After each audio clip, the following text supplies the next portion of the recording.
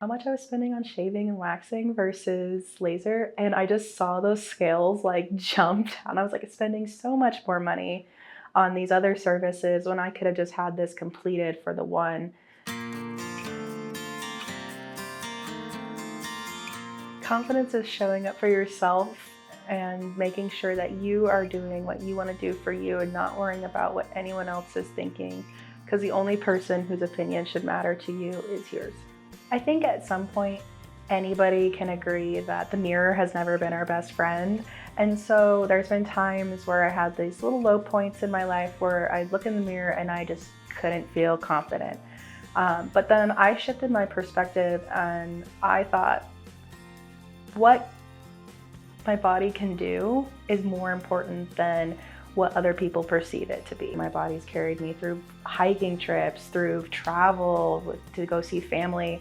And so that's what made me come back to center and be confident. So my body is carrying me through life, and I think that's what's awesome.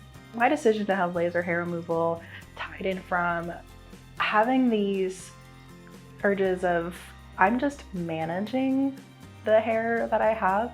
And so when I looked at laser hair removal, I wanted something finite and something that I could control and say, like, I'm no longer managing this situation, I can take control over it. And that's what helped bring me confidence to move forward with the decision.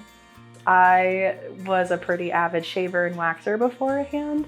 And when I initially went to the consultation for laser hair removal, the gal helped me run numbers about how much I was spending on shaving and waxing versus laser. And I just saw those scales like jumped and I was like spending so much more money on these other services when I could have just had this completed for the one.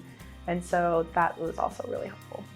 Feeling good in my own skin means being able to project that confidence and wearing that dress that you bought last week. And even if you were like, maybe I shouldn't, you do it anyway. And that's what feeling good in my own skin, when I can look in the mirror and say like, ooh, I look really good. Or when someone compliments me, then I'm like, it's just this beaming, glowing confidence from people. And I think that's what it means to feel good in your own skin.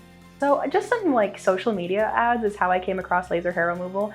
And then it just started to rabbit hole down there, right? As soon as I saw one ad, I saw another ad, and which led me to do more research about what the laser is. Because again, I was apprehensive. When you hear laser, you think something super scary out of like a sci-fi movie or something. But after doing a lot of research, it was very minimal. It wasn't invasive at all, and that's what helped bring me a lot of ease.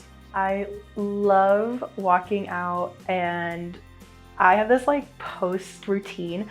There's a local shop here in town that sells like handmade goods and handmade sugar scrubs and stuff.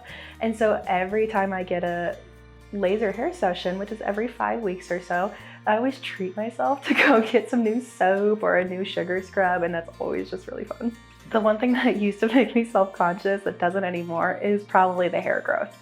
Honestly, I think the biggest thing is when I was around this time last year, I was really battling just some of that self-confidence issues. My self-esteem was low because of it. And so when I discovered laser hair removal, I was really apprehensive and I was like, oh my goodness, I've heard some horror stories. And I was like, but you know what? I'm gonna invest in me. This is for me, no one else. And so that's what helped me take the plunge into it.